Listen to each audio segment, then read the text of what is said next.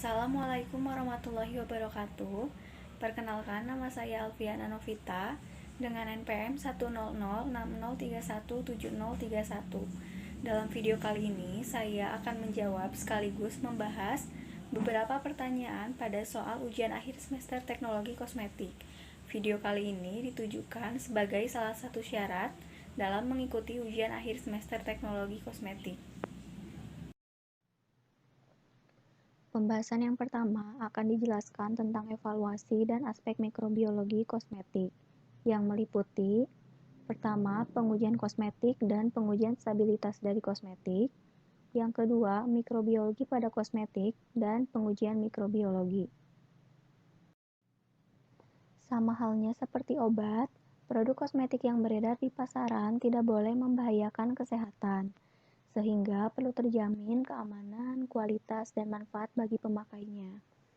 Dalam hal tersebut, perlu dilakukan evaluasi terhadap sediaan kosmetik sebelum diedarkan, untuk mengetahui kesesuaiannya dengan pedoman yang berlaku. Pada evaluasi ini terdapat pengujian kosmetik dan pengujian stabilitas dari kosmetik. Pada pengujian kosmetik meliputi yang pertama, tes substansi pada kosmetik. Tes ini dilakukan untuk melihat keamanan terhadap komposisi yang digunakan pada kosmetik. Yang kedua, tes praklinik, yaitu pengujian yang dilakukan pada hewan. Yang ketiga, tes klinis, yaitu pengujian yang dilakukan pada manusia. Yang keempat, tes keamanan, di mana pengujian ini dilakukan untuk memastikan keamanan dari sediaan. Tes keamanan di sini terdiri dari 6 pengujian. Yang pertama, tes iritasi, tes sensitivitas, tes fototoksisitas, tes fotoalergen atau fotosensitivitas, tes keamanan, dan tes mikrobiologi. Kemudian, pengujian selanjutnya yaitu klaim produk. Klaim produk juga terdiri dari 2 bagian, yaitu tes klaim dan packaging serta label. Kemudian, pengujian yang selanjutnya, tes program dari produk. Pengujian ini untuk memastikan produk kosmetik yang diproduksi aman digunakan. Pada tes program ini terdiri dari 3 bagian, yaitu evaluasi dari sistem penghantaran yang baru, tes klinik dari penghantaran yang baru, dan tes keamanan pada penghantaran yang baru. Dan pengujian yang terakhir yaitu pengawasan setelah pemasaran. Nah, tujuannya ini ketika produk tersebut sudah dipasarkan atau diedarkan, dilakukan pengawasan untuk mengetahui adanya keluhan atau tidak pada konsumen. Hal tersebut bertujuan untuk menjamin mutu dari produk. Evaluasi selanjutnya yaitu pengujian stabilitas pada kosmetik. Terdiri dari 3 pengujian. Yang pertama, tes stabilitas pada produk kosmetik. Pada tes stabilitas ini terdiri dari 2 pengujian, yaitu tes substansi kosmetik dan tes produk kosmetik. Pada tes substansi, dapat diketahui apakah sediaan tersebut berbentuk solid, semi-solid, liquid, atau gas. Kemudian, pada tes produk kosmetik ini, pengujiannya bergantung pada bentuk sediaan, termasuk uji kemasan akhir yang akan dipasarkan.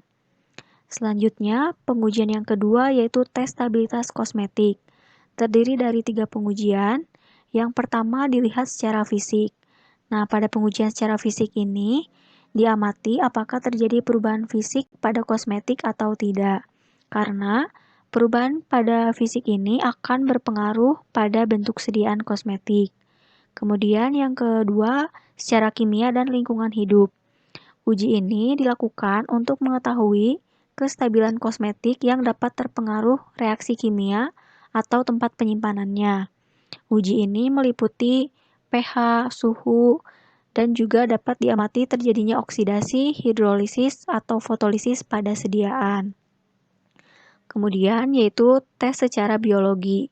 Pada tes ini dilakukan untuk mengetahui adanya cemaran dari mikroorganisme pada sediaan. Selanjutnya, pengujian yang ketiga yaitu protokol uji stabilitas. Pada protokol ini merujuk pada ASEAN Cosmetic Document dan CPKB ASEAN serta pedoman WHO. Pembahasan yang selanjutnya yaitu mikrobiologi pada kosmetik dan pengujian mikrobiologi.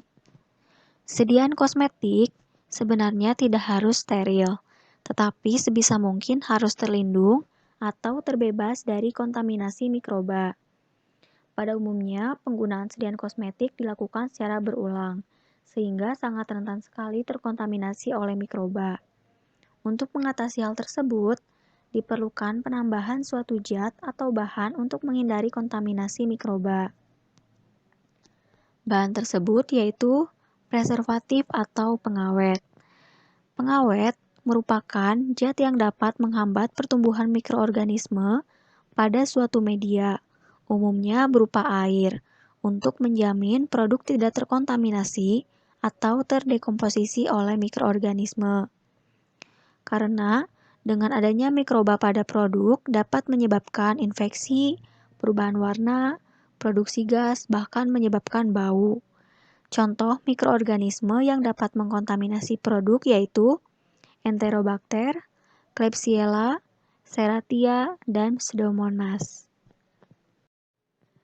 Untuk menjamin kosmetik terlindung dari cemaran mikroba, maka perlu dilakukan tes mikroba pada kosmetik. Tes tersebut meliputi yang pertama, metode keamanan pengawet yang merujuk pada prosedur umum yaitu CTFA atau Cosmetic Toiletry and Fragrance Association, kemudian ASTM atau American Society for Testing Material, dan USP method.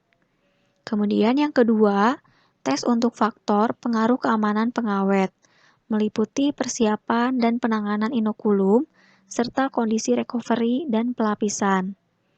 Yang ketiga, pertimbangan umum untuk formulasi pengawetan produk yang meliputi interaksi dari zat pengawet, aktivitas air, dan pertimbangan kontaminasi. Kemudian yang keempat ada tes mikrobial.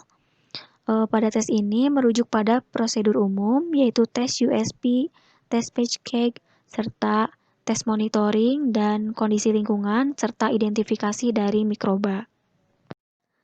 Pembahasan yang kedua yaitu tentang sediaan kosmetik dekoratif.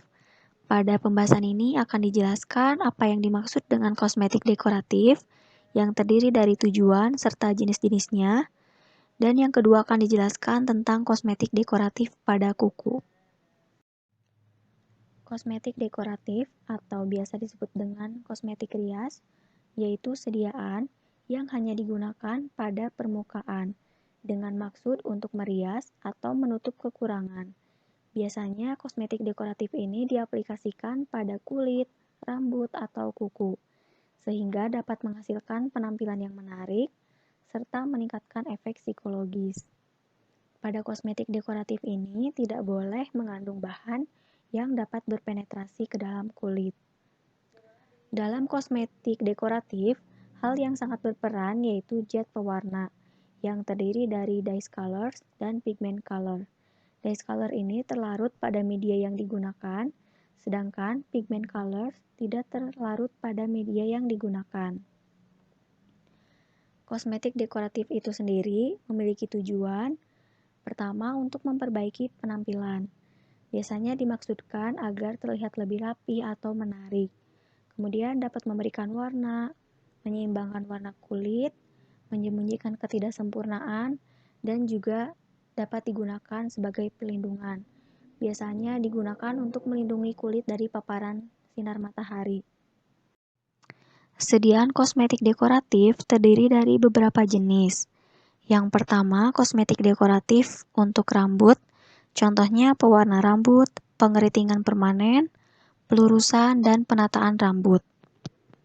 Selanjutnya, kosmetik dekoratif untuk wajah, contohnya foundation atau alas bedak, yang berfungsi untuk menyamarkan warna kulit yang pucat dan juga dapat digunakan sebagai pelembab.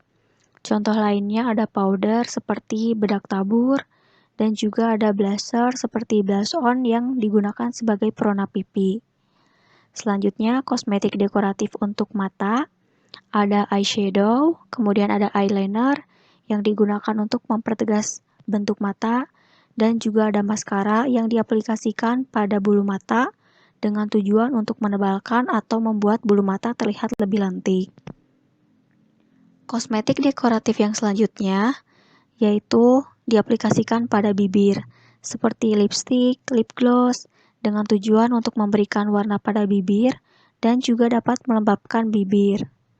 Dan yang terakhir, kosmetik dekoratif untuk kuku. Contohnya pewarna dan pengeras kuku dimaksudkan untuk memberi warna pada kuku agar terlihat lebih menarik.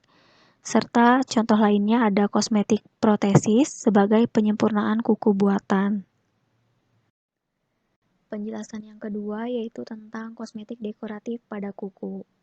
Kuku merupakan bentuk khusus dari stratum corneum yang tersusun atas keratin. Kuku itu sendiri berfungsi sebagai pelindung dari ujung jari karena dipenuhi dengan saraf-saraf. Selain itu, kuku berfungsi memberi sensitivitas dan mempertajam daya sentuh. Berikut anatomi dari kuku, terdiri dari beberapa bagian. Yang pertama ada nail root atau akar kuku, yaitu bagian kuku yang terbenam dalam kulit jari. Kemudian nail plate atau badan kuku, yaitu bagian terbuka di atas jaringan lunak kulit pada ujung jari. Kemudian ada nail groove, yaitu alur kuku, yaitu sisi kuku yang agak mencekung. Kemudian ada epinokium, yaitu kulit tipis yang menutupi kuku pada bagian proksimal. Dan ada hyponychium, yaitu kulit yang ditutupi bagian kuku bebas. Nah, pada aplikasinya, biasanya cat kuku atau kuku buatan itu diaplikasikan pada bagian nail plate atau badan kuku. Pembahasan yang ketiga akan dijelaskan tentang sediaan deodoran dan antiperspiran. Pada pembahasan ini, yang pertama akan dijelaskan mengenai perbedaan karakter dari kelenjar yang menghasilkan keringat, serta jenis keringat yang dikeluarkan dari masing-masing kelenjar. Yang kedua, akan dijelaskan mengenai penyebab timbulnya bau keringat, serta mekanismenya. Dan yang ketiga akan dijelaskan mengenai mekanisme kerja antara sediaan deodoran dan antiperspiran dalam mengatasi kondisi bau keringat. Berkeringat merupakan mekanisme alami tubuh untuk menjaga agar tetap berada pada suhu normalnya. Sedangkan, keringat adalah cairan berupa air atau H2O yang diproduksi dan diekskresikan oleh kelenjar keringat yaitu aprokrin dan ekrin. Berikut adalah gambar dari kelenjar keringat. Untuk kelenjar ekrin ditunjukkan pada bagian kiri, dan untuk aprokrin ditunjukkan pada bagian kanan. Nah, pada kelenjar aprokrin ini bentuknya lebih kecil dibandingkan aprokrin. Berikut adalah perbedaan antara kelenjar aprokrin dan ekrin. Pada kelenjar aprokrin, kelenjar ini belum bisa berkembang pada masa anak dan akan berfungsi aktif setelah pubertas. Kelenjar ini menghasilkan keringat yang lebih berat dan padat, serta aromanya lebih menyengat karena mengandung protein yang tinggi, dan jika diuraikan oleh bakteri, akan menimbulkan bau tidak sedap. Sedangkan untuk kelenjar ekrin, kelenjar ini aktif sejak lahir, dan pertama kali muncul pada fetus berusia 3,5 bulan. Kelenjar ekrin bentuknya lebih kecil dari kelenjar aprokrin, dan kelenjar ini menghasilkan keringat yang bebas protein dan lemak. Keringat yang dihasilkan oleh kelenjar ini lebih ringan serta protein dan asam lemak umumnya tidak berbau. Selanjutnya, mekanisme timbulnya bau keringat. Keluarnya keringat dari tubuh terkadang menjadi masalah ketika keringat yang dihasilkan menimbulkan bau badan yang tidak sedap. Hal tersebut dapat menjadi masalah serta mengganggu kenyamanan dalam menjalankan aktivitas. Bau badan umumnya disebabkan karena adanya penguraian bakteri, namun dapat juga dipengaruhi oleh hormon serta kelenjar yang menghasilkan keringat, khususnya kelenjar aprokrin. Berikut adalah mekanisme timbulnya bau badan. Kelenjar aprokrin akan mensekresikan bahan berlemak dan protein menjadi substrat mikroba.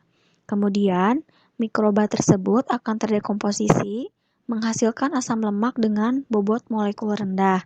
Di antaranya asam kaproat dan kaprilat, asam isovalerat dan butirat, amonia. Nah, senyawa amonia dan amin tersebut dapat menghasilkan bau yang tidak sedap. Selanjutnya, antiperspiran dan deodoran. Dari permasalahan terhadap keringat yang dapat menimbulkan bau tidak sedap, sehingga mengganggu kenyamanan dalam beraktivitas, maka diperlukan suatu sediaan untuk mengontrol atau mengatasi adanya bau keringat. Yang pertama ada antiperspiran, yang merupakan sediaan kosmetik yang digunakan dengan maksud mempersempit pori, sehingga mengurangi keluarnya keringat. Atau dengan kata lain, antiperspiran ini dapat mencegah laju pengeluaran keringat sehingga bau dapat ditekan. Kemudian yang kedua ada deodoran. Deodoran ini merupakan sediaan kosmetik yang digunakan untuk menyerap keringat dan mengurangi bau badan. Secara umum, deodoran ini digunakan untuk mencegah dekomposisi oleh mikroba yang dapat menimbulkan bau tidak sedap. Berikut mekanisme kerja dari antiperspiran. Seperti yang sudah dijelaskan sebelumnya, bahwa antiperspiran ini digunakan untuk mencegah laju pengeluaran keringat, sehingga bau dapat ditekan. Pada mekanismenya, yang pertama ini merupakan saluran keringat di kulit. Kemudian yang kedua, ketika antiperspiran diaplikasikan pada kulit, selanjutnya antiperspiran akan menangkap keringat dan melarutkan partikel aktif. Kemudian, antiperspiran yang sudah diaplikasikan akan membentuk peluk dangkal atau sumbatan untuk mengurangi aliran keringat. Selanjutnya, mekanisme kerja deodoran. Ketika deodoran diaplikasikan pada kulit, selanjutnya molekul odor akan masuk pada reseptor. Kemudian akan terserap keringat yang ada pada reseptor oleh molekul odor dan terjadi penetralan. Penetralan tersebut dapat menghindari terjadinya dekomposisi mikroba yang dapat menimbulkan bau badan. Kemudian, keringat yang sudah terserap oleh molekul odor akan dilepaskan dalam air atau udara. Sekian penjelasan dari saya. Mohon maaf apabila masih banyak kekurangan. Terima kasih. Wassalamualaikum warahmatullahi wabarakatuh.